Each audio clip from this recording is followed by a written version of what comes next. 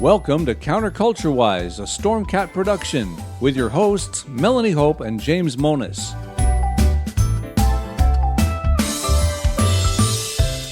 The views expressed on this podcast are those of the hosts, our guests, and the dog, and do not necessarily reflect the views of any of our platforms, our advertisers, or any other dog. As you listen today, please remember, we are so much more than a podcast. All of our stories we discuss are linked in our show notes on counterculturewise.com. Visit there for commentary, guest photos and links, animations, and fun merchandise. If you have a story idea or would like to be a guest on our show, contact us via our website. You can also follow us on Twitter, Gab, Instagram, Facebook, and all over social media where we'll post memes, cat pics, and commentary that gets us booted off on a regular basis. If you're watching our live show, hit like and join the chat. If you're listening dead, well, you can still hit like, share, subscribe, and comment, but please stop voting Democrat.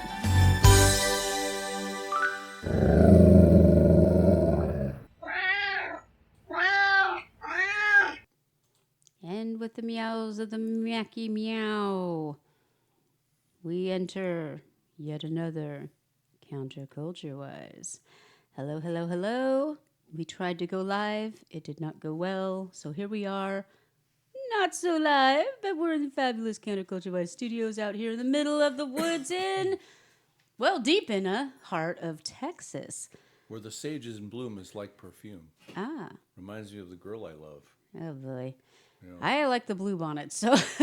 blue bonnets don't figure in the song so far as I can remember. Yeah, well, it is spring here in the absolute most beautiful state on the planet, and it really is beautiful. It's absolutely lovely out there. It is just flowers as far as the eye can see. Roses are blooming, blue bonnets are out, all different kinds of flowers are out. It's lovely. Of course, the bugs are also out, but as you can tell from our thumbnail, we just returned from fabulous Las Vegas. You want to share a little bit about our trip? Yeah. Our good friends Nathan and Savannah got married. We had a hand in being with them at the very beginning of their relationship, and we watched their love grow, and it was so fantastic to go to this really wedding. Cool It was venue, at a venue in Las Vegas called Chandeliers, and it was they had lots of them. Yeah, it was a very nice wedding, and the venue was great. They did everything correctly. Mm-hmm. They really, completely really well. centered on the bride, which is what you do, and they really took care of everybody. That was probably the most relaxed wedding I've ever been to. Yeah. The open bar didn't hurt. They had an open bar. They had catered dinner, which is actually quite good. Really good. Quite good. Lots of options. When we talked about going to Vegas to do this, we were originally going to fly, but it's just too complicated and expensive to fly anymore. Not to go into too great a detail, but it would have cost us $1,000 a piece just to do it. At least. And plus if the we added wanted to wear hassle. clothes. The added hassle. And it's an 1.5-hour drive, and blah, blah, blah. Or we could have flown right out of Waco, but it would have cost an extra $400. Yeah, and by the time you've invested 5 to 6 hours and then the 4-hour flight on top of it, I mean, might as well just drive at that point. Which we did, and we made some fun stops on the way. We did. stopped on Route 66 in Seligman, Arizona. And he did get his kicks. I did get my kicks, and we got a. We just had to go to this A&W and have a root beer float. Yes, Murica. And we stopped at the world famous Roadkill Cafe, although we didn't go there. My understanding is the restaurant across the street, I think it was called Lila's, is an outstanding restaurant. Oh, yeah? So to try that next time. I love road tripping. Yeah. We stopped at a couple of Navajo trading posts, and it was fun. It was a lot of fun. Yeah. I got some fun things for one of my students because I've been tutoring her since she was in 3rd grade. I keep saying 4th, but actually it was 3rd grade, and now she's in 8th. And up until we moved, I would tutor her in person. So since we moved here to Texas, I haven't seen her for almost 3 years. And I didn't tell her I was going to be in town. So when she Skyped me, I'm outside. And she says, "Why are you outside?" And I said, "Well, because I haven't gotten inside yet." And I was walking, and she recognized the arch to the entryway of her house. And all I heard was, "No way!" Thump, bang, bang, bang, bang, bang. And, she's a cool teenager and all that. So Yeah, even but though she she- left the feed open upstairs, and I could tell she ran down the stairs, she opens the door. She's all like, "Hey." It was adorable. And we also fit. The one thing I really wanted to do, and Melanie obliged me. We had a really good time. We went to First Friday, which is in the Arts District, and it's the night where they have food trucks out in the Arts District, and all of the art galleries are open. You get to browse and talk with your fellow artists and all that kind And of it has stuff. grown. I mean, I Yeah. swear it's triple the size it was when we lived there. It's gigantic now. There used to be like 4 or 5 food trucks, and now there's like the entire, like every food truck in the, Had in the one of the state. best such food truck meals in a long time. Holy moly. They had surf and turf fries. This had steak. This had fish. This had everything Well, on. it had shrimp. It had shrimp. I Okay. wouldn't say fish, but yeah. Okay, well, shrimp and steak and cheese and all kinds of yummy things Salsa and God knows garlic and I don't know, but yeah. oh, it was good. on It was so fries, and good. boy, that was good. That filled us up for the rest Yeah, of the and night. we shared one order, and it filled Yeah. us both up. Yeah. We even were at the end of it going, "I don't know, you eat the last one. No, They you eat the they last one." sometimes have theater there too, but they had a full blown show. But they sometimes have these little 5-minute plays for Mm-hmm. $2 a piece, which they didn't have this time, which is disappointing. But Yeah. other than that, I had a fantastic time. Lots of good art, little booths, really eclectic things. Even had bought a a big. piece of art, little Yeah. $5 postcard. Of, I bought some stickers.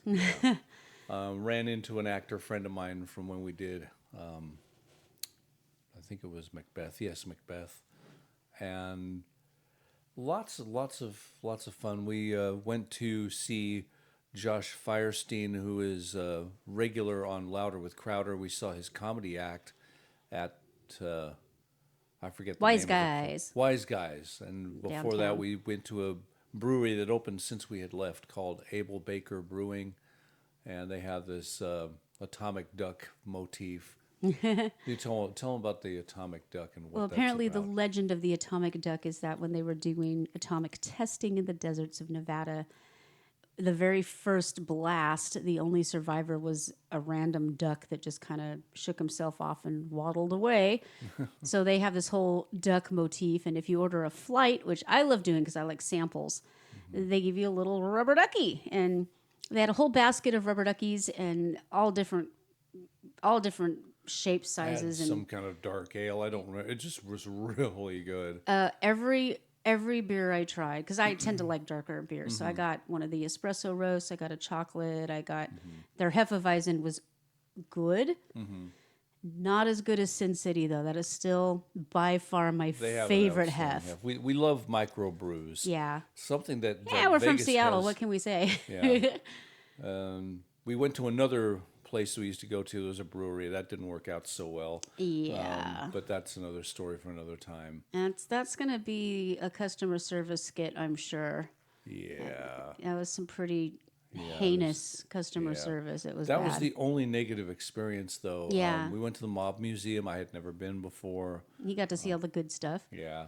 And he didn't quite, it didn't register when I said that is the wall from the Valentine's Day Massacre. He's like, uh-huh. I'm like, no, you don't understand. Those bullet holes and bloodstains are They're the real. That was thing. the real thing. And yeah, so it was pretty cool. He got to see all the good stuff. Yeah, and we went to a picnic. We did not get the $12 cup of coffee at their No. speakeasy. No. Oh, speak hard if you ask me, but whatevs. We went to a picnic that was hosted by the bride and groom, and then the following day. And it snowed. So here we are in April in Las Vegas in the snow. She's making it sound like we got buried. It Well, was no, just a but light it dusting. snowed in It Vegas was in a light April. dusting. Yeah. It was- We yeah, held it didn't our own. stick. We held our own picnic the following day, right next to the old former home of Counterculture-Wise Studios. And At the park that we used to do our walkies with yeah, Abby and Max. if you remember, and- if long-time listeners will remember those walkies, and that was the same park. It is not the same park now, though. All the bathrooms are locked and barred up, and the place is completely trashed. It's wall-to-wall crazies And it was and brand drug addicts. stinking new 7 years ago. Yeah, brand Just new. absolutely new. And it's a lovely park. It has a splash pad and lots Yeah. of toys and things for the kids to play on. It has rolling hills and picnic areas, and it has been absolutely just trashed. And I had to wade through garbage and homeless people and crazy drug addicts. I mean, we still had a good time. Don't get us wrong. yeah, finally found a place behind them, but I had to sit there and just scrub and scrub and scrub to get We the. stayed in one of the nicest, probably Yeah. the nicest hotel room One I've of ever one of been my in. students gifted us their timeshare, and I was overwhelmed by how nice this place was.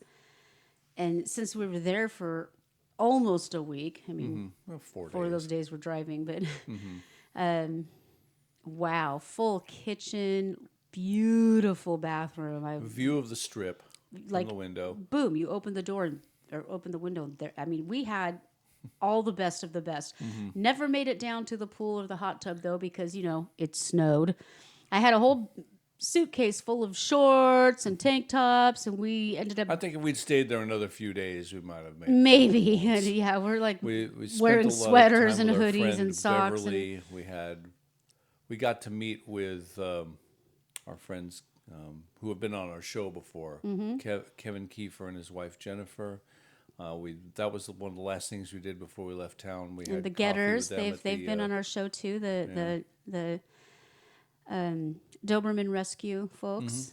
Mm-hmm. And hey, folks, if you are looking for an amazing dog, hit up the Doberman Rescue because they're having. I was listening to it just since the pandemic. I don't even know where to start.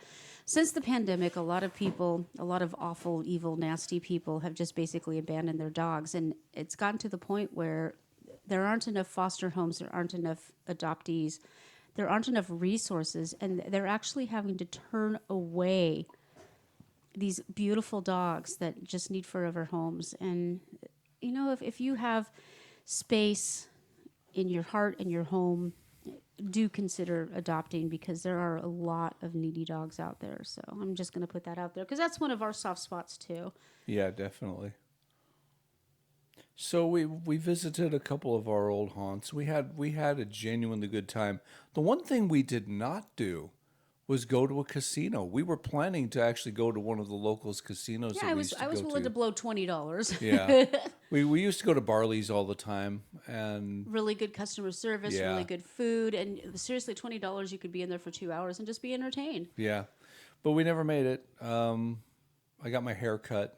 Well, what was You left of it? got your Got my head- head shaved. You got your, basically a buff and shine. Yeah, You could have just walked through the car wash. I know. And that's actually the first thing we did was drive. Yeah, it through a was right through a car wash. wash. Oh my God, the bugs. Oh my God. Oh well, we traveled across all those states. The Yeah. insects were Our amazing. poor little Kia. It's been through so much. Yeah. Yeah, Well, and- we're about to do the same thing to a big old truck if we've. Yeah, it Today's looks any like indicator? today we went to an RV show out in Belton, and we found. I mean, I've been on the fence about RVing as a potential replacement for a permanent home and just make that our home. Now, some people do this. It's a very different lifestyle, but we found one that we just fell in love with. But before we do that, that's a couple of years away. I need to get. I mean, it's not the only reason. I need to get a large pickup truck because our We live on property 5 is in need of. acres. We live on 5 acres, and I need to do some serious hauling, and so we're looking at different brands. I'm going to consult with a friend slash relative who is a mechanic and see what he knows what recommends. he knows what he's talking I think about. I know. I think I know what he's going to recommend because he's partial to Mopars. Atlantis. Yeah.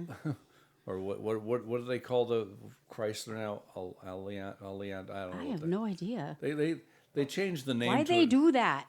I don't know. They should just call it Chrysler and have it done with. Atlantis, I think it is, something like that. but it'll probably recommend a RAM. That's fine. You know, the Jeep thing I was going to do doesn't really lend itself to this because they don't make any vehicles that tow fifth wheel campers, because the one we were looking at is rather huge. And it's going to be quite an adaptation. I'd have to adapt.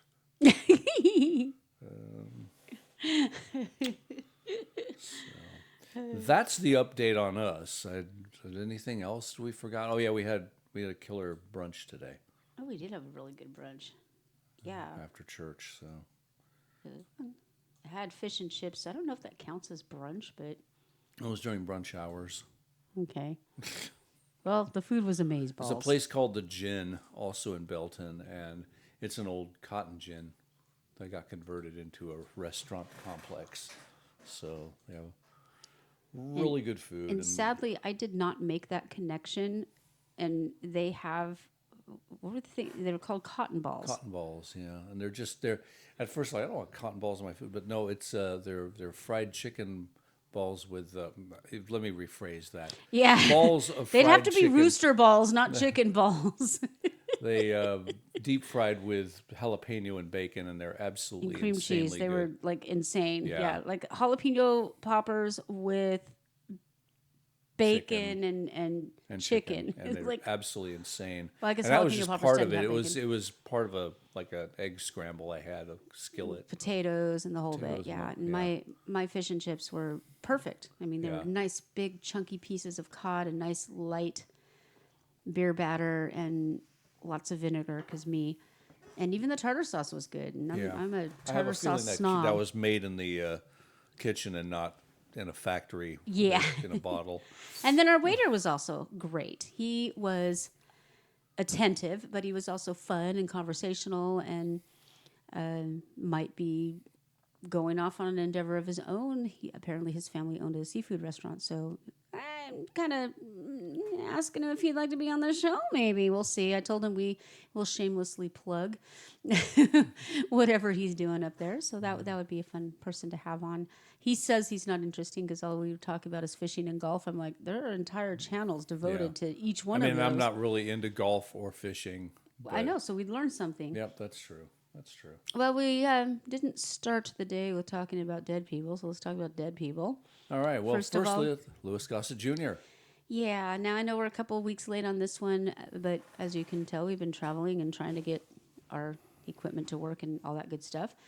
What an amazing actor, genuinely sweet human being. I know this because I met him personally. I have the photographic evidence. You know, he had a good life. He wasn't a spring chicken. No, he wasn't.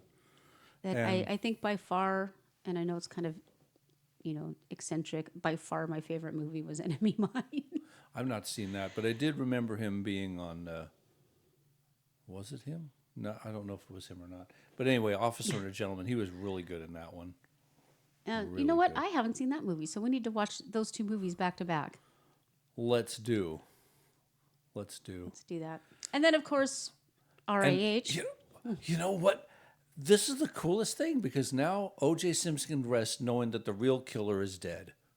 Oh, thank you, Norm Macdonald. I loved Norm. Norm- He was relentless. Yeah, that's why he got And then, fired. and then Jay Leno took advantage of it too on the Tonight Show with the dancing Itos and all that kind of thing. Yeah, it was just. That's it was really comedy funny because gold. our next thing that we're going to talk about is the Babylon Bee, and one of their headlines was O.J. Simpson excited forgot to tell him who the real killer was. Yeah. I mean, and he was one of the all-time great football players. I didn't watch football when I was younger. I remember him from his Hertz TV commercials where he'd run through the airport, jump over cars, and all that kind of stuff. And it was fun. And Naked Gun movies, he was funny in those. But, it's just, he's a vile human being. It was just a horrible thing he did. Police slowly escort white hearse containing O.J.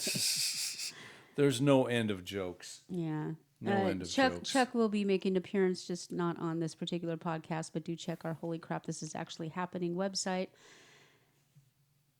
YouTube, and of course our Rumble and Bitchute and all those places where we are not, censored. But he's gearing up. In fact, one of the headlines from the Babylon Bee: Biden furious to be called home from beach just because World War III is starting. So Chuck will have something to say about that as well. Just not tonight, because we have too many other things to talk about. We do. Chuck has his own gig. So let's head on into, I went into a little rant. I actually wrote this down because I think people need to hear it. Okay, let's hear it. So we can literally send helicopters to Mars. I mean, we have amazing technology. Yes, we do. But we still can't make a nighttime cold medicine in any other flavor than sphincter numbing. I mean, seriously, why do all nighttime cold... And I say this because I had to take nighttime cold medicine for the last 2 weeks. Why do they all taste... I mean, take Mad Dog 2020 in the worst flavor you can imagine it, run it through an Everclear filter, toss in some butane, maybe a little bit of turpentine, and then add some cough syrup, and you've got a nighttime cold medicine. I mean, these things taste horrific. Why? Why are they all so bad? And why do they wear off after 3 hours? I think the first part is to keep children from chugging it. But they have children's versions of them, and that tastes just as bad. Yeah. I mean, what flavor is NyQuil? What is that? It's NyQuil flavored. I mean, even the cherry stuff tastes like NyQuil with a little bit of fake cherry thrown in it. It doesn't even taste like fake cherry. It tastes like NyQuil with red food coloring. I mean, it's just... Seriously. I mean, my grandma used to say, we can put a man on the moon, but we can't do X, Y, Z. It's like, yeah, we can't even get a man to the moon anymore, but we can put helicopters on Mars, and we can't fix nighttime cold medicine? I mean, really, people? Really? Yeah. I mean, I guess we've got the capsules that you can take now, but... Right. Those take a while. Yes, they They do. take too long. They take way too I long. want my cough to stop right now. Okay, so our new segment, Maybe Jesus. I was doing a segment of the gospel according to Melanie. And I think I may have been quite literally trumped. In what way? Well, Chuck did talk about this last week, that Donald Trump is indeed, and we are not making this up, selling Bibles. So the Babylon Bee, being one of my favorite news sources of all time, has a take on this, and I thought I would share this. Check out the top 10 verses from the new Donald Trump Bible translation. Now, just for the record, this is satire. Trump did not rewrite the Bible. That is not what happened. Don't freak out. He's just selling a branded America version of it, but it's still the original Bible. But this is our Babylon Bee, and I love these guys so much. Huge news! Zondervan has unveiled the Donald Trump version of the Bible, finally giving freedom-loving Americans the chance to hear God's word in the most beautiful, tremendous way ever. I really need to learn how to do Trump. Wait, I'm a chick. I can't do Trump. You do Trump. It's the best ever. We need Nick. I know. He does a better Trump than All I right, do. so here are some verses that the Babylon Bee got advanced copies of. John 11:35, quote, Jesus wept, which I have never done, by the way, never wept, not a weeper. Nehemiah 6:15, so the wall, the big, beautiful wall, was finished on the 25th day of the month, finished in just 52 days. Everyone said I couldn't do it, but I did. Our enemies were shocked, believe me, and the Babylonians paid for it. Just pretend like I'm trumping. Leviticus 19:27. Do not cut the hair at the sides of your head, but rather let it grow long and golden and swirl it across the top. Like an ice cream cone. I'm surprised Biden hasn't tried to lick him yet. Maybe he has, and we just didn't get it on film. John 14:2. In my Father's house are many rooms, just like Mar-a-Lago. Rooms with a lot more than 18 million, let me tell you that. Mark 1:15. The kingdom of God has come near. Repent and believe the good news, not the fake news like CNN. They're terrible, folks. Terrible. These are fabulous. Daniel 3:1. King Nebuchadnezzar made a golden idol. It was so small, only 60 cubits high. That's what they said. So much smaller than my towers. Sad. Romans 12:19. Vengeance is mine on my first day back in office, saith Donald Trump. I actually kind of back him on that one. Jeremiah 29:11. For I know the plans I have for you, unbelievable plans to bless you bigly, huge blessings, so tremendous. You'll get tired of blessings, believe me. I love these guys. Genesis 3:1. Now the serpent was more crafty than any other beast of the field. So clever, folks. Lion Lucifer, I like to call him. God.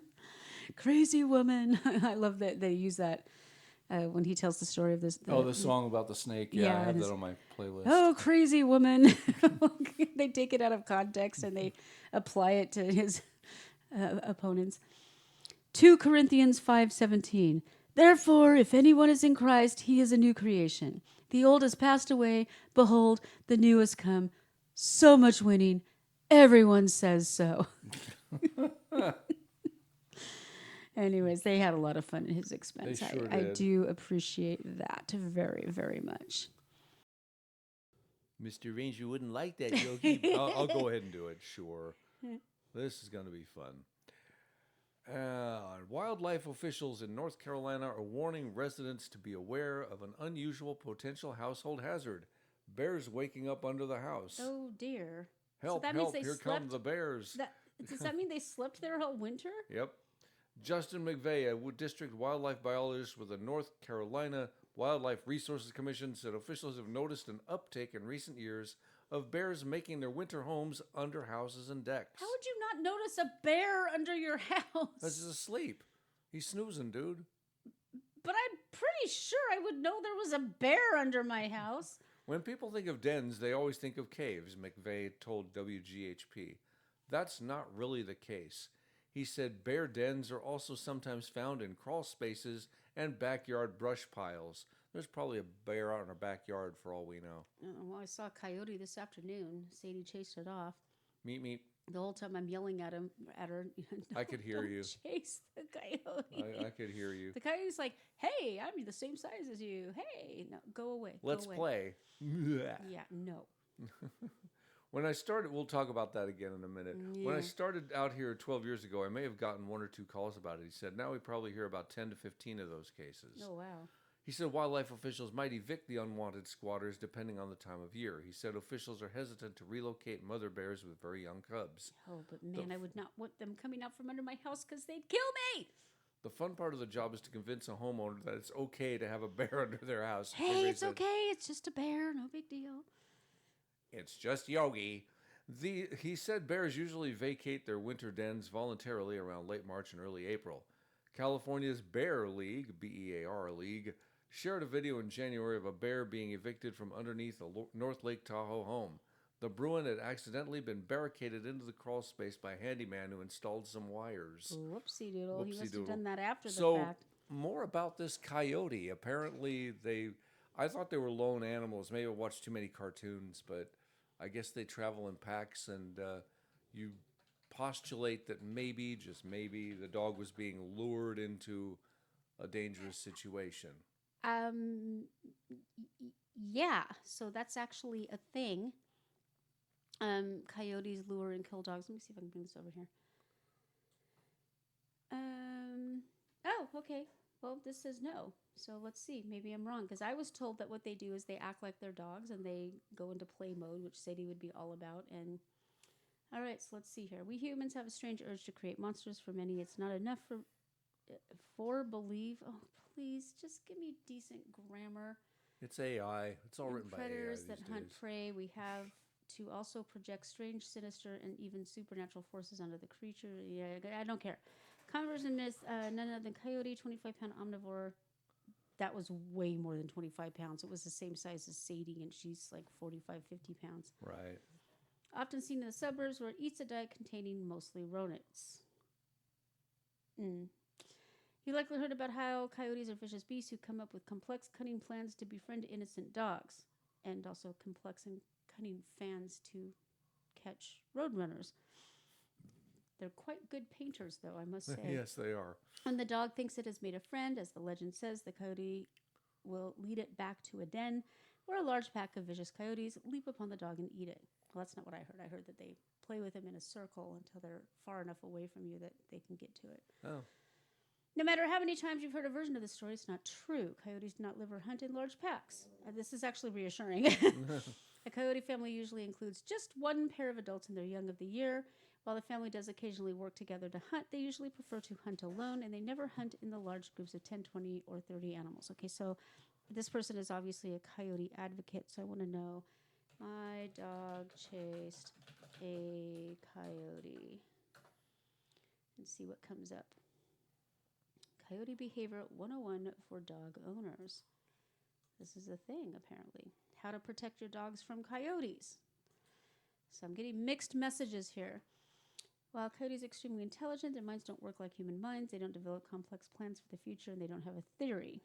Like many myths, the story about the coyote luring a dog to its death probably started as misunderstanding. Coyotes and domestic dogs are very close relatives, so coyotes have been known to sometimes approach them socially. I don't know. That can include the kind of bowing and tail wagging that we all know that means be my friend in dog language, and that's kind of what I saw going on. When a family of coyotes is heard singing and yipping later, the same people who witness the coyotes approaching the dogs might mistake them for a pack ready to hunt. Coyotes use rapidly rising and falling notes to create an auditory illusion, which makes a pair or trio of coyotes sound like a large pack, so it's easy to be intimidated by the sound. It sounds... Wait. Raccoons don't wash their food? Okay, now I'm curious. With all that said, coyotes are opportunist. And like any other predator, they will eat whatever prey is available if they're hungry enough. A small dog, especially a toy breed, may be hunted by a coyote. Now, that is what I've heard. I wasn't too scared for Sadie because she ain't no toy breed. Right. Definitely not. Okay. Coyote yips. 101 for dog owners. They're shy. They don't really want to confront dogs, and much less so do they want to confront humans. They prefer me. Well, this one was like, hey, human with the weed whacker, nice to see ya. Hey, dog chasing me down the lane, I'm just going to trot slowly. They prefer maintaining their distance. Normally will run off when they see you. If you happen to see a coyote, it's because it's passing through the area. However, all coyotes, as all dogs and all humans, don't follow a single norm. There are variations. I will try to explain some. I mean, he even turned around and came back for a bit. The coyote? Mm-hmm. Yeah. May stop to observe you and your dog from afar. Well, that wasn't very afar, but okay. Especially if you yourself stop on a path to look at it while holding your weed whacker in your front yard. And especially if your dog, quote, looks at the coyote. Oh, she was more than looking. She was like, get off my lawn! Get off my lawn! It's my ball now. A coyote may even come toward you in a way to see what you are doing and where you are going. If a coyote approaches as close as 25 to 50 feet, it would be a good idea to shoo it off. I would weed whack it off if it came that close to me. Hey, watch your language. Yeah. You should know that it's not out to attack you. It's curious about the world which you and your dog are part of. Only a handful of times have I seen a coyote actually come close to a dog. Well, have you seen all the coyotes and dogs? Be okay. Well, all right. Okay, I'll buy that. Let's see. Let's look at how to protect your dog from coyotes. That's a fat coyote. This one did not look like that. Most of them, the ones I've seen, are really scraggly looking. Well, yeah, they always look scraggly, even when they're healthy. If you currently live or think of moving to a place where coyotes are prevalent, you're likely worried about protecting your dog from harm. Unfortunately, coyotes are especially threatening to small pups. Not worried about that. I am worried about cats. That said, no dog, no matter their size, is immune to coyote attacks. Therefore, you'll need to take steps that will keep your pet safe from coyotes. This is a educational portion of our show. Mm-hmm. How dangerous are coyotes to dogs? Coyotes don't typically seek out dogs to attack them. I'm going to fix this because the screen is goofy. Make it so that you can see the whole screen. That way you can see the whole thing. There we go. Coyotes don't typically seek out dogs to attack them. Rather, they tend to attack because they feel threatened or trying to protect their young. Just how much danger, blah, blah. Always utilize a leash. Not my own property. Free of temptations. Okay, food, whether it's growing out of the ground or rotting in a garbage can. So make sure your property always remains free of coyote temptations if you don't want them coming around and bothering your pets. Ensure that any outdoor garbage cans can be sealed with a solid lid. You might even want to add locks just in case. Keep food compost in a locked bin too. If you aren't too interested in open spaces where there's nowhere to hide, well, right now the grass is so long anybody can hide in it. You take a week and you come back. So they are attracted to protective looking habits. Keep your garden clean by pulling overgrown foliage and picking up loose branches. This will also help ensure there's no place for a coyote. There's lots of places for coyotes to hide right now. Oh, the scent of your dog's poop lying around the yard can attract coyotes, Jim. Why are you yelling at me for? Dog scooper extraordinaire. She's your dog. You should try Charlie to pick up your Brown. dog's poop at least once a day. But the more often you do it, the less we attractive. both know that's not going to happen. Let me just All agree. right, well, you're just publicly inviting to do- coyotes in to eat let the me, cat. Let me finish Max it. is going to be let me coyote let me food. interrupt myself instead of you doing it for a change. I can't even see it. The grass is too long. There it is. So you need to get out there and fix the grass. Yeah. Well, what do you think I'm doing? I did it ever been doing it like you forced me to do today? Yeah, I forced you to do it today after I baked you fresh bread Well, yeah, I know. It was good and stuff. did all the dishes and Good stuff. Yeah, We okay. don't need to air our dirty laundry in front of everybody. I didn't do any laundry. That's your job. Women. Invest in tall fencing. Not going to happen. Brighten things at night. Well, we do have a motion detector doohickey. Reporting, minimize, unsupervised. I don't know if this is happening. Okay, well, at the very least, we can clean the poo. All right, and your turn. My I turn. talked a lot about coyotes, so let's talk about this woman who is an animal lover. All right, this is straight out of the UK. Yo. Only in the UK. As a tender-hearted animal lover spent an entire night tending to what she thought was a sick baby hedgehog, only to find out it was nothing more than a faux fur pom-pom. It does look like a hedgehog, though. The elderly woman had rushed into action when she spotted what she believed was an abandoned critter on the side of a road in England. After a night without witnessing the puffball move or eat, the Good Samaritan rushed it to Lower Moss Wood Nature Reserve and Wildlife Hospital in Cheshire. It was the first admission of the day. The lady came in with a box. She said she had found this baby hedgehog on the pavement, and it was cold, and she picked it up. Wildlife Hospital manager Janet Cotsey recalled about the bewildering incident.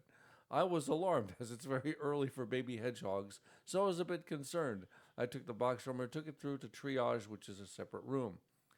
I opened the box and, well, I couldn't quite believe what I was seeing. I thought, it's definitely not a hedgehog. Perhaps it's some other kind of a fluffy creature. As soon as she picked up the fuzzball, Kotsy realized that's precisely what it was. I realized it wasn't animated at all, and I picked it up, and obviously with the weight, I could feel that it wasn't a hedgehog or any animal at all, she said. I put it back in the box, and it came out and said to the lady, it's actually a bobble off a bobble hat. The animal lover was very embarrassed, according to Kotsky, asking whether the manager was joking before shuffling out of the hospital with her box and bobble. No, she took the box and the bobble. Oh. She was very sweet. God bless her. Her heart was in the right place, Kotsky said.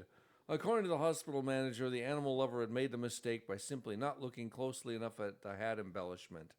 She had swept what she thought was the baby animal into a cardboard box, which she lined with newspaper and stocked with cat food. That's very sweet. It is really sweet. She tried to keep her distance during her regular checks on the animal throughout the night to allow it to recover, never allowing herself close enough to realize that it didn't have any ears, eyes, legs, or other animalistic features.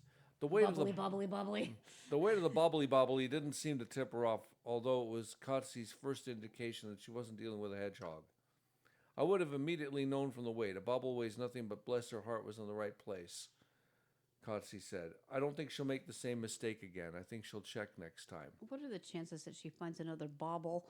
I think this was a bobcat. It's a bobble cat. That's a kind lady, though. You got to give her credit for that. So they even though they, joked about it, they did say, please do continue to rescue real hedgehog if spotted wandering around during the daytime, which is a sign that the animal is in distress. Oh, yes. I didn't realize that hedgehogs were fully nocturnal. That's interesting. Well, she's a sweet lady, a little misguided. A little. All right, let's talk about this Auburn student who wasn't Auburn from where I graduated, but Auburn from a different Alabama? place. Huh. I don't think other states should be allowed to name their cities Auburn. Okay. An Auburn University student connected on a long distance shot, draining the length of the basketball court putt on Saturday to win a car. Wow. That's a heck of a putt. Yeah, it is. Connor Boyle made the 94-foot putt. Wow, that is a heck of a putt. That's not even really a putt. That's almost a drive, isn't it? Yeah, almost. Rolling a golf ball from one baseline and through a sign next to the opposite basket during a promotion in the second half of Auburn's game with Georgia. After the putt found the small opening on the sign, Boyle raced around the court celebrating while fans erupted and TV cameras showed Auburn guard K.D. Johnson looking on from the bench with a stunned expression, mouth wide open. They probably thought, we ain't giving away this car. Boyle was the first winner of the promotion this season, winning a car from a local Toyota dealership. Very nice. Very You know, nice. you're a lucky dude. You should start entering to win a truck. Like everywhere you can find a place. Because you win stuff. And we're on the market for a truck. I could rejoin the NRA because they're constantly having drawings to win trucks. And you get to choose. I just say, look everywhere you can because you're kind of a lucky dude. You win concert tickets and all kinds of crazy stuff. So, yeah, I'm just saying, putting that out there. Okay. If any of our listeners want to send us a Yeah, truck. send it.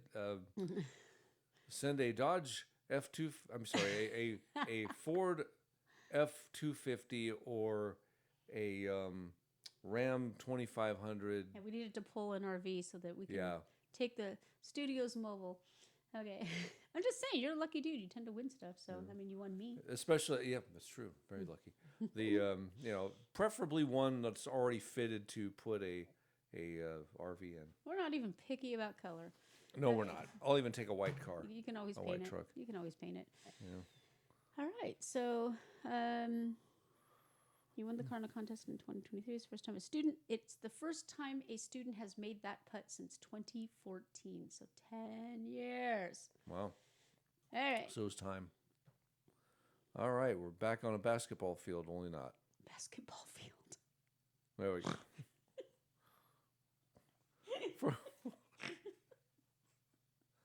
Throw the hockey ball. For most basketball players, I like football courts. It's just the squeaking I can't stand. nah. For most basketball players, making it to the NBA is the ultimate dream. But Brooklyn Nets star. Hey, Bet. I don't stumble on. Yes, you do. I don't jump on you when you You stumble do and bumble through too. stuff. Okay. I have videographic evidence of you doing that. Meh. Meh. For most basketball players, making it to the NBA is the ultimate dream. But Brooklyn Nets star Mikal Bridges has another dream as well. Meh. My other dream was being a second grade teacher. Why second grade? How do you just like second graders? I think just helping kids has always been a big thing of mine. Why second grade? Oh, I'm glad I asked. I live with this, folks. Because I loved second grade when I was young, he said. I feel like that was one of the years I really remember, just having a great year. I had a great teacher named Ms. Porter, and I feel like I always loved second grade. That's actually really sweet. Growing up in Philadelphia, Bridges was inspired by Ms. Porter to follow that dream. He got to do that this month at PS 134 in Brooklyn, where he worked as a teacher for the day. One stinking, lousy, stupid, rotten day. I'm just saying. He's an NBA player, Melanie. He makes bank. That's true. Nets got in around 1:30 a.m. the night before after beating the Cleveland Cavaliers 120 to 101. The player had a long night, but he was committed to teaching those kids. Their energy was just like what got me going so fast. They got me excited, Bridges said. He started the day by playing basketball in gym class with fourth graders. The 6'6" player, who was drafted to the NBA in 2018, organized a game of knockout for the kids and answered their questions. One student had a question that surprised him. How do you incorporate your personal life with your professional life? I like that question, he said. It's not that bad, actually. I think the biggest thing is time. In season, you don't have that much time because I travel a lot. But I've been in it for about 6 years now, so I found a good balance hanging out with friends and relaxing and preparing for the games. Her next question, if your family comes to your games, do they get free tickets? His answer, yes. Why didn't you be at blah? Blah, blah, blah. There, I made fun of myself. Why didn't you be a teacher if you wanted to? See, that's one of the problems. The Why you English. didn't be a teacher if you not want to be Why you one? Why didn't you be a teacher if you wanted to be under the People student don't asked? think teaching is like it be, but it do. Yeah, because of basketball, but basketball doesn't go forever. He said, "This is just the first part of my journey, so I think teacher is going to come up next, trying to do both." Right now I make millions. I Right could now I make make- 20s of thousands. After gym, he went to the first grade music class. They were teaching me on the little xylophone. I didn't know what I was doing, what the teacher was teaching. He said the kid next to me was pointing at the board like, follow that, follow that. I'm like, oh, okay, that makes sense. This doesn't sound like he was teacher for a day. This seems like bring your homie to work day or I'm not going to, I'm happy for him and for the kids. Many of the kids seized the opportunity to tell Bridges they too play basketball. On the playground at recess, they marveled at how tall he was and once stopped their ball game to ask Bridges for a hug. Aww. At lunch, he answered the first graders' riddles, and then he taught his favorite class, math. That's where perhaps his inclination for teaching others began. Yay, math. Math came easy to me. I feel like I was probably one of the smartest math kids in our class, he said, adding that when he was a kid, he'd help other students. I'll try to teach them, like, oh, this is how I learned, and it's pretty simple to me this way. Just think of this way. The kids couldn't get enough of their temporary teacher, Mr. Bridges, and while meeting an NBA star is a kid's dream, meeting these students fulfilled a dream for him. Okay, wait. Are you smarter than a second grader? Mikhail practices free throw shots on Monday.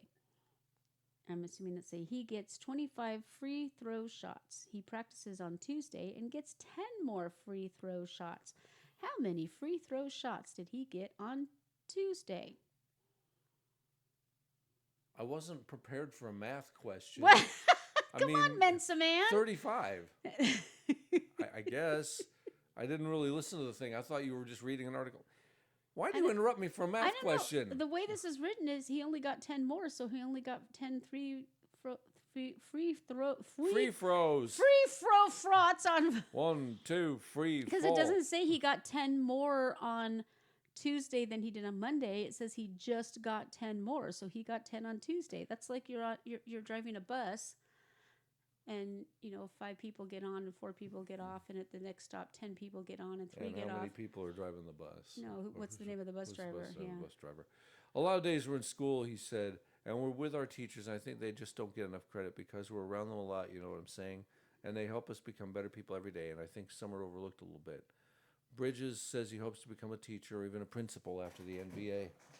Oh, good. I hope he does. If he's good at it and the kids react to him and he knows his stuff and he knows the answer to the stupid question, I think he should. God bless him. Cool. We need more male teachers. All right, this one's fun. We're getting into the Wonder Fooder. No more Bianca NBA. Gignac was swimming under the stars against a backdrop of colorful cliffside houses with a complete stranger, her clothes left in a pile on a rock. If I had a nickel for every time I'd done that. Bianca was in the harbor of Rio Maggiore, huh? Rio Maggiore, the southernmost of the 5 picturesque, that's almost as hard to say, fishing villages that make up the Italian Cinque Terre region. I want to go. Jim, can we go right now? Right now, no. Next week, maybe. Our RV can't get there, can it? Okay. Built into the rocks overlooking the Ligurian Sea, it's spectacularly scenic. I kind of need this to be bigger. I'm having a heck of a time reading it. Hey, if I make it bigger, you get to see it bigger. Whee! Ooh, put it down. Bianca had arrived in Rio Maggiore, fallen for its beauty, and now somehow she found herself swimming sans clothes with the guy she'd just met. The 2 strangers laughed, splashed each other, soaked up the moment. We were swimming in the phosphorescence under the star. Wait, this phosphorescence? You did just fine. Then you're fibbling. I want a picture of that under the stars. Bianca recalls it was a perfect July 26th evening. It was July 26, 2003, to be precise. Bianca was a Canadian college student in her mid-20s, spending the summer in Italy. She was studying fine arts, and a scholarship from the Italian Cultural Institute of Vancouver led her to Florence, the fulfillment of a lifetime dream of visiting Europe. He gave me Florence. When Bianca arrived in Florence, bring me Florence? she was grieving a failed relationship. Slowly and surely, Italy had won her over. I did love Italy. I really did. I didn't get to swim in phosphorescence, but helped her rebuild her sense of self. I went on to have the most incredible summer. I was really finding my footing. Then, 3 days before I was leaving to go home, my friend said, let's go to the Cinque Terre. It's the most romantic place I've ever been to, and so we went there for the weekend, and within hours, I met him. Him was Bianca's nighttime swimming companion, Alessandro Morelli, a 20-something from La Spezia, the nearest city to the Cinque Terre, a 10-minute train journey from Rio Maggiore. what you said. I had a steady job with the local shipyard, Alessandro tells CNN Travel. It was a job everyone assumed he'd do all his life. In general, his life was a steady and routine life. Alessandro was in Rio Maggiore in 20... I really wanted to be French. In Rio Maguire? You go on with your bad Rio self. Maggiore. That's fine. Rio Rio Maggiore is Maggiore. fine. That's fine. Just roll with it. Rio Maggiore. Rimiagori, okay. For a Rimiagori. friend's birthday party, the plan was to gather on the beach to celebrate and enjoy the long summer night. Alessandro was walking through the village with a friend when they decided to detour via one of the outdoor bars built into the cliffs. That sounds like fun. It was at this bar that Alessandro and Bianca's eyes first met. Yup. Dreamweaver. The connection was plain and simple, says Alessandro. He couldn't stop looking at Bianca. Ah, the red hair. She was the prettiest girl I'd ever seen. Go, Ginger, go. Alessandro recalls. He told his friend he was going to speak to her. Then Alessandro got up, walked over to Bianca's table, and asked if he could buy Bianca and her friend a drink. The moment Alessandro approached her table, Bianca felt a, quote, instant connection. What struck me was he was very kind. He wasn't cocky, she said. He was a kind person, and I could feel that. Bianca, oh my gosh, that's so pretty. Isn't that a beautiful Yeah, village? so My pretty. God, I want to go visit that Yeah. place. Bianca asked Alessandro if he wanted to sit with them. Then his friend pulled up a chair too. We just started talking, said Bianca. They spoke in English as Bianca's Italian wasn't great back then. So it was the four of us, and we literally talked into the night, she recalls. We were in this little bar. It still exists today, 20 years later. It overlooks the little bobbing boats in the harbor. It's super picturesque. The group stayed until closing, then they walked down to the harbor and greeted the birthday party revelers. That's when Alessandro suggested a nighttime dip. Let's go swimming, he said. I'm not going swimming in those waters, she said skeptically. It was pitch black out and the sea dark and the water and rocks illuminated only by starlight. Have you not seen Jaws? But Alessandro won Bianca over. In his presence, she felt safe, free, happy. Plus, he looked much more tender and juicy. So we went out skinny dipping, Bianca recalls. It was a joyful end to the evening. Later in the early hours of the morning, Bianca and her friend returned to their rented room, tired but happy.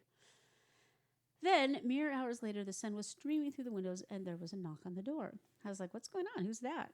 She tentatively opened the door and there was Alessandro and his friend from the night before, grinning. These guys were there with their Speedos on, their bags, their sunscreen, and they were like, girls, let's go on a boat trip. Italians do love their Speedos. Yes, they do. It was July 27th, Bianca's birthday. She'd mentioned the significance of the date the night before, and Alessandro figured a boat trip was the perfect way to celebrate. That is so sweet! Alessandro's friend was from Rio, and he had a boat. One of the fishing boats bobbing in the Maria. Maria? I just had a boat named Maria. Marina.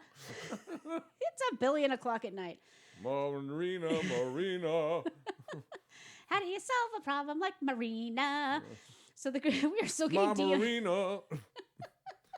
There was some blues. So, okay, all right, we could do this all night. So the group spent the day floating around the Cinque Terre villages, admiring the green hills, the houses dotted among the cliffs, sunbathing and exploring. It was a magical birthday. Bianca and Alessandro were inseparable for the rest of the weekend. We were simply living the typical Italian summer, going to the beach, eating bread. Wait, what? Going out for pizza? Okay, I was close. Going on walks. And the guys just kept knocking on our door every day and taking us out, and we just kept saying yes. The four of them, Bianca and her friend and Alessandro and his friend, all got on well. It seemed incredibly normal and comfortable, and we just all were having a great time. And it was very relaxed, almost like we had been friends for a long time. She's cute. Yeah, she's good looking. He ain't half bad either. He's okay. Bianca and her friend were only in Rio for a long weekend. The next Rio week, Maggiore, for those of you keeping track. Rio Maggiore. The next week, she had a midnight train to run. Oh, that doesn't have the same pitch No, it doesn't to have the same ring. Which would take her to the airport and back to Canada, bringing her Italian summer to an end. After 3 days with Alessandro, Bianca didn't want to leave, but she figured she had no choice. I packed up my bag. I was leaving Italy for good, she says. Before heading to the train station, Bianca went out for one last dinner with Alessandro, 3 steps away from where we met, while waiting for the train to arrive at the station. Bianca's bag was at her feet. She'd checked out of her accommodation. They couldn't have just said hotel. They had to be all hoity-toity and pinky lifting and saying accommodation. Her Airbnb. All the signs pointed to her leaving, but neither Bianca nor Alessandro could accept that this was goodbye. Bianca, don't go. Or can you do it like Mario? Bianca, don't go. What's the matter for you? Smack! Alessandro said as the time came for her to make her way to the station. Oh, I have to, said Bianca. I have a job, don't you know? I have college, I gotta, And Bianca made no signs of moving. Something inside her knew she wasn't going. So Bianca missed her train. She missed the flight. It was out of character, but it was exciting. It felt like the right decision. With Alessandro in tow, Bianca returned to her vacation rental and asked the owner if she could extend the trip. Back then, Cinque Terre wasn't as busy as it was today, so it was a potentially doable request. The owner, who knew Alessandro, just looked at the pair of them and laughed and laughed. So that means he's done this before. It's a small village, says Bianca. He slapped Alessandro on the back and gave him the keys. Cute. Over the next 10 days, Bianca and Alessandro grew even closer. We didn't try hard or force anything. It was just completely natural, and we were just spending every minute together for a week. He even brought me to meet his mother, Paula, almost right away. I just sat in their kitchen, and she was so sweet. She fed me, of course. Of course. Eat. Nobody wants a skinny redhead. Alessandro took Bianca on the back of his scooter for hilltop rides around the Cinque Terre. They spent long days together exploring and chatting. And then I really did go, says Bianca. When we said goodbye at the train station, I was crying. I was like, I'm never going to see you again. And I really believe there's no concept that I would ever see him again. Back in Canada, Bianca focused on her degree. She was going into her final year of college, and her goal was graduating. She tried to put Alessandro out of her mind, but before she'd left Italy, they'd exchanged contact details. Well, at least she got his number, jeez. I started calling her, and we talk over the phone, he says. These conversations became more and more regular. And then when Christmas rolled around, Alessandro suggested Bianca should come back to Italy and stay with him for the holidays. Oh, I have school, don't you know? Wait, that's not Canadian. I have school, eh? Bianca Why are you said. from Minnesota all of a sudden? Well, because it's Minnesota really close come to in here? Canada. And I don't have any money to go to Italy, eh? Well, I've got to sell a job. Oh, but you should play Alessandro. No. Never? You're not going to play Alessandro? Oh, all right, I'll play him. Hold on a second. I've got to sell a job. I'll buy your plane ticket. Yeah, are you, hello? I'm looking. I lost my look. You're not paying attention to the show? Where are you? Why you don't pay attention? Oh, you don't pay attention, Why huh? you don't pay attention, huh? I got a solid job. Why I'll you- buy you your plane ticket, huh? The idea of seeing Alessandro again and being back in Italy was almost overwhelming. During their months apart, she daydreamed about night swimming in Regalia. About her long days exploring together the evenings in cliffside restaurants, she decided to go for it. Dude, buy me a ticket. I'm there with bells on. Every picture, though, she doesn't have red hair, so I don't know where they got the idea that she had red hair. Okay, I'm coming, eh? Bianca told Alessandro on the phone. When Bianca told her college friends her plans, they were in disbelief. Some didn't believe it could last. But one friend was adamant. He bought you a plane ticket. You're going to marry him and have babies. Cute little olive-skinned babies. Oh, I don't think so, said Bianca. But let's see, eh? Bianca spent the holidays with Alessandro and his extended family in La Spezia. The trip lasted just over a week, but by the time Bianca was heading back to Canada, in early 2004, she and Alessandro had a goal. When Bianca graduated from college, she'd come back to Italy. How come he never visits Canada? Oh, because it's a dystopian hellhole. Honey, Huh? you keep asking questions that are answered later in the article. That was our plan. But it was just about me going home, wrapping up, and graduating. That summer, Alessandro came to Canada to celebrate Bianca's graduation. Okay, fine. And meet her family. And that's when he discovered that Canada is a dystopian hellhole. Then, right after graduating, Bianca moved to Italy. That's what I would have done. By the way, remember this is 2004. Oh. It's not 2024 in Canada. It's I guess 2004 Blackface in Trudeau wasn't quite in charge yet, was he? No. It was exciting, but a little surreal. And for Bianca, who didn't speak much Italian, it was a big step. I bet she speaks a lot of it now. One of Alessandro's friends told him he thought Bianca would last, quote, 2 weeks, but he was quickly proven wrong. Bianca stayed for 1 month, then 2, and then, within 3 months of us living together, we were married. There went the bride, blah, blah, she died. No, she didn't. It was somewhat, we wouldn't be reading this if that's... It was a somewhat spontaneous decision. One day we were in Vegas, the next minute we were married. Oh, wait, that was us. That was us. We were young and we're young. No one can tell us we're dumb. But it also felt like the absolute right decision. Bianca and Alessandro were in love and wanted to spend their lives together. Bianca phoned her parents in Canada to break the news. Sorry, Mom and Dad, eh? I called my family and I said I'm getting married in 3 weeks. I'm so sorry to do this to you. I know it's hard to hear that I'm getting married in 3 weeks. Shut your blinking face, Uncle Blinker. Hey, Mom, Dad, you want to come to Italy? I'm getting married. Oh, we're so disappointed in you. Yeah. Be there. Buy us a day. Her loved ones were a little surprised, but supportive. Even if we had this long distance thing for a while, we had been together enough for people to understand that it was super serious, she says. Well, I could be happy living there too. Dang. It's a beautiful place. We just ran off to City Hall. We got married on a Friday and the day off work and showed up in clothes we already owned. I went to the florist across the street and got a baby's breath and put it behind my hair.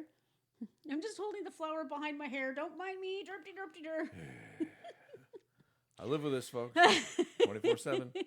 I make fresh bread.